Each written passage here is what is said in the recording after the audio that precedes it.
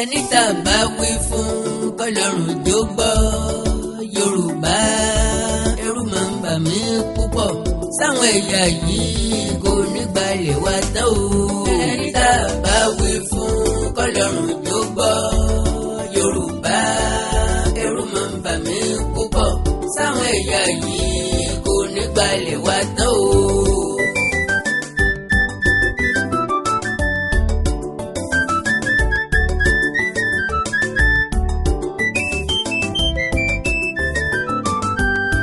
tó ṣẹlẹ̀ sẹ́yìn ó yẹ kó kọ wà lọ́gbọ́n. ajá wọn ò torí olówó rẹ̀ sọ́dẹ̀ torí oníkọ́ torí ọ̀la ní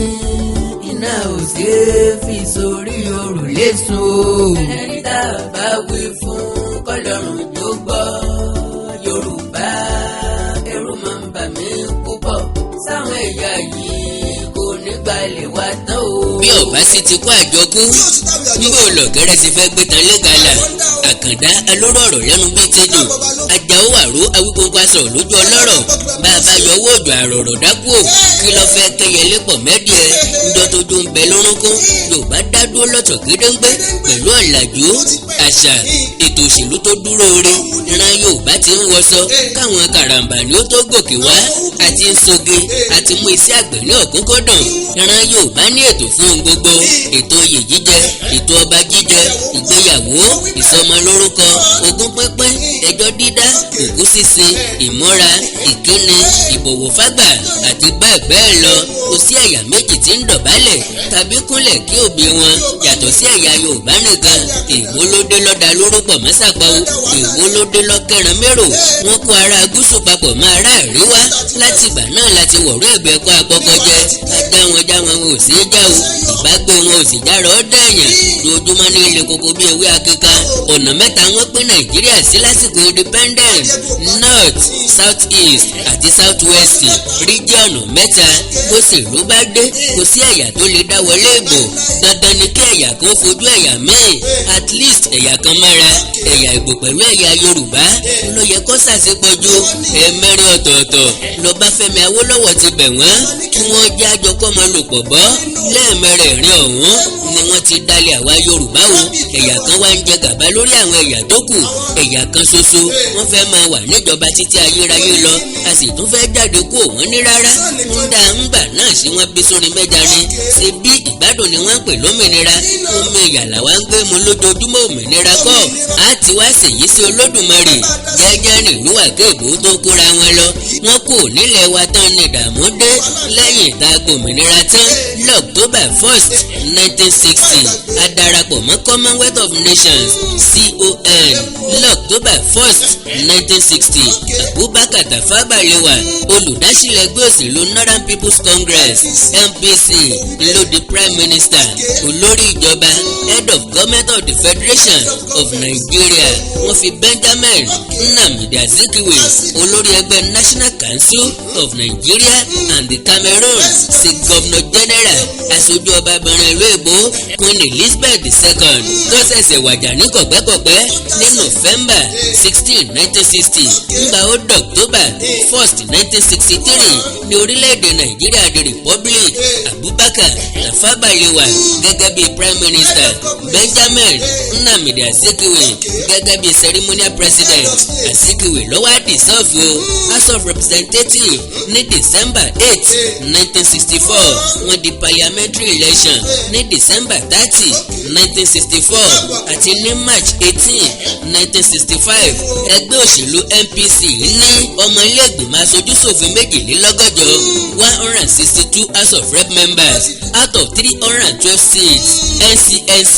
wọ́n ní mẹ́rìnlélọ́gọ́rin 84 seats UPGA ìyẹn the United Progressive Grand Alliance wọ́n boycott election tiwọn wọ́n láwọn òdìbò ń tàwọn jàre wọn ò sì jáde regional election wáyé ní October 11 1965 Samuel Ládòkè Akíntọ́lá ó wọlé padà gẹ́gẹ́ bí Premier of the Western Region bọ̀tì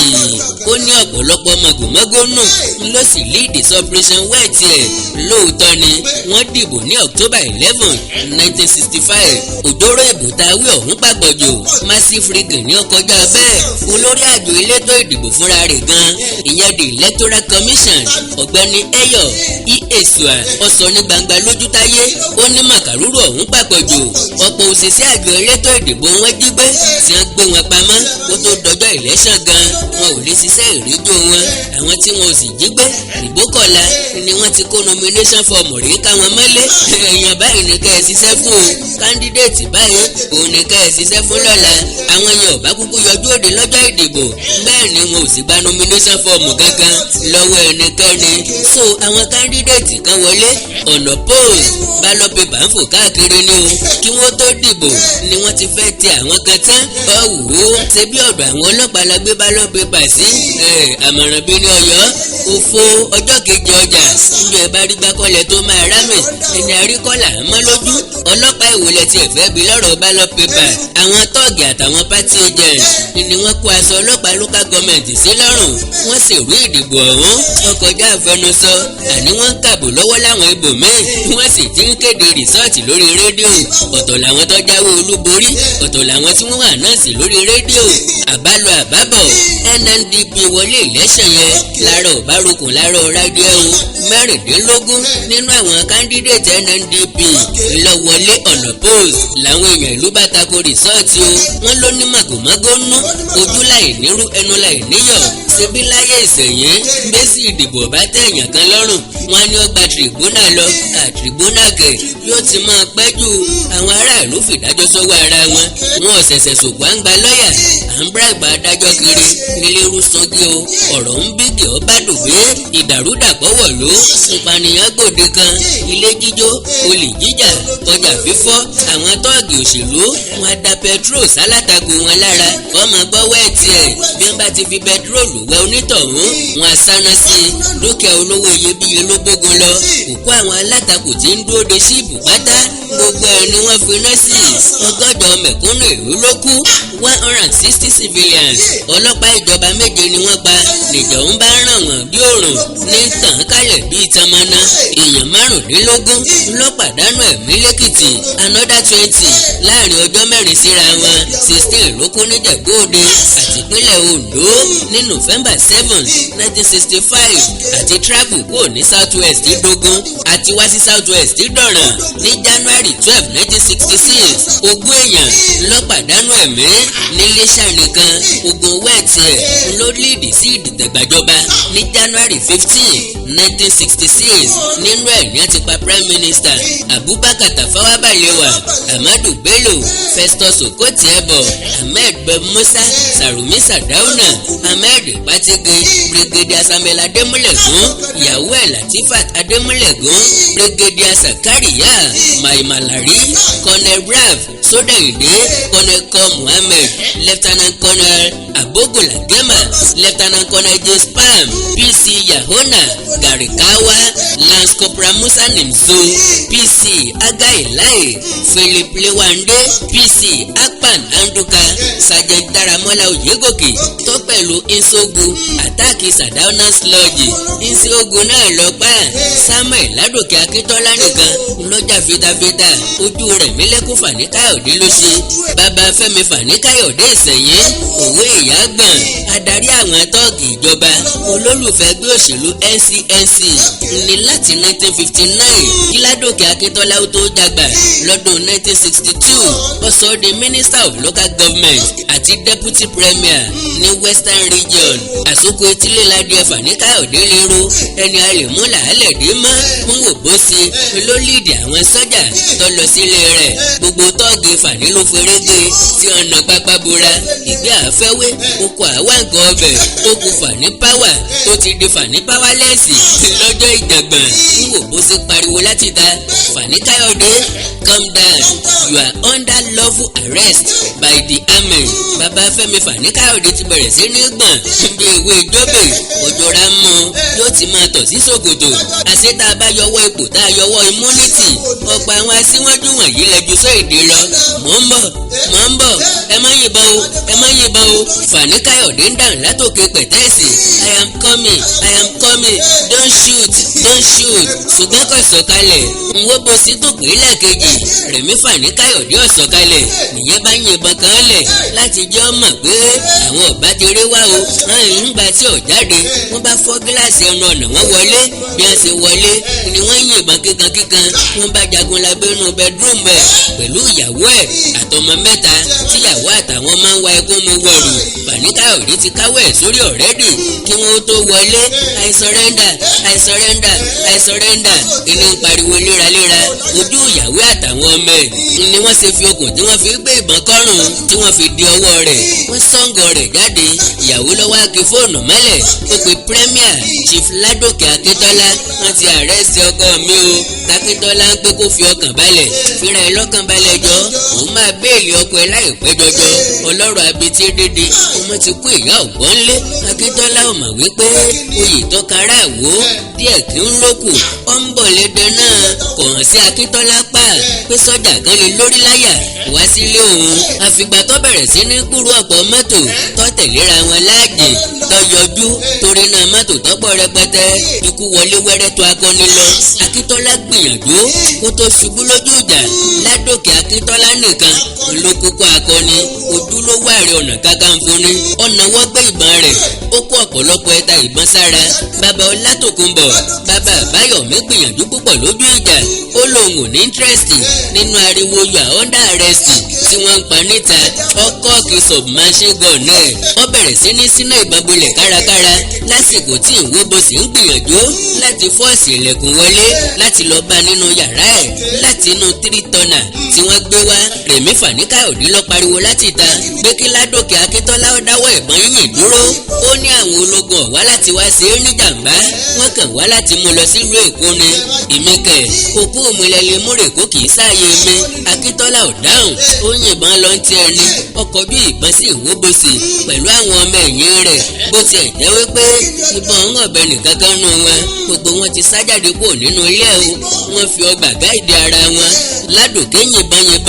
ètútàn ilé ẹlẹ́tù lọ́tà bá tán lọ́wọ́ akọni ìwóbosì àtàwọn ọmọ rẹ̀ wọn mọ̀ pẹ́tù àtọ́ta ìbò sí mọ́ wọn ní Akíntọ́lá tún ìbọn rẹ̀ kì lọ́wọ́ nu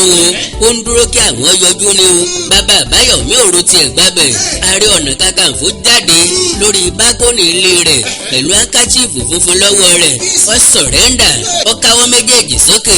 ó tán kò jù báyìí lọ o ìwóbosì pẹ̀lú àwọn iléèmọ̀ rẹ̀ wọ́n síná ìbọn fún Akíntọ́lá wọn lọ kí Fadérera ó tó jáde òkú ọkọ ẹ̀ níwò nínú àgbàrá ẹ̀jẹ̀ irin ṣubú akọni lulẹ̀ lójú ìjà ọkọ Fadérera ti lọ láàrin oṣù mẹ́ta síra wọn ló tún pàdánù ọmọ rẹ̀ mọ́délé sínú wàhálà àti rògbòdìyàn Western Region àwọn ọmọ Yíbò ló dìtẹ̀ gbàjọba wọ́n pa Haúsá wọ́n sì pa Yorùbá dànù lẹ́yìn tí wọ́n ti pa gbogbo àwọn tó jọ lórí ìjọba except Ọbáfẹ́mi Awólọ́wọ̀ tí wọ́n ti fọ̀nà àlùmọ̀kọ́rọ́ yìí sọ sẹ́wọ̀n Supreme Military Council gbàjọba ìyẹn SMC led by General Johnson Aguiyi Ironsi ọmọ Yíbò ó jòwé òfin tá a fi gbòmìnira nù ó kánṣu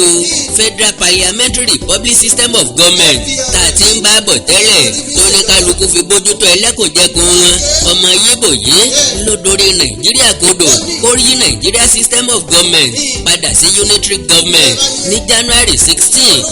1966 èèyàn 22 ló bá ìdìtẹ̀gbàjọba ọ̀hún lọ more than 3,000 ló fi orílẹ̀-èdè yìí sílẹ̀ sálọ jìnnà fẹ́fẹ́ ìjọba orílẹ̀-èdè Ghana pèsè diplomatic assistance fúnjọba ológun Nàìjíríà ní January 17, 1966 ìyẹn diplomatic recognition ìjọba Àgóyèrò sì fi òpin sí 4 federal regions ní May 24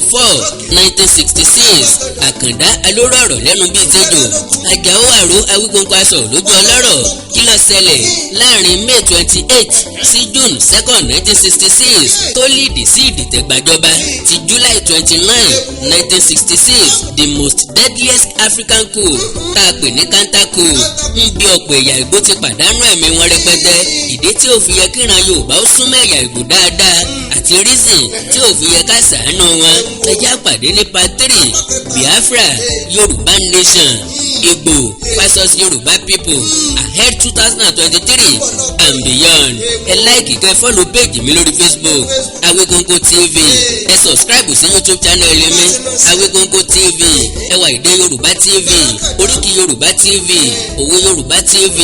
ìkórìtà kò yé mi Comedy Magic TV àti bẹ́ẹ̀ bẹ́ẹ̀ lọ bẹ́ẹ̀ bá wá ní nǹkan pàtàkì tẹ́ ẹ fẹ́ kájọ sọ ẹ já sọ̀rọ̀ lórí WhatsApp +234 904 851 9362 +234 904 851 9362 èdè àti àṣà Yorùbá ò ní wọmi orílẹ̀-èdè Yorùbá ò ní dàrú ìlú ẹnìkọ̀ọ̀kan wa yóò tòrò mẹ́nẹ́mẹ́nẹ́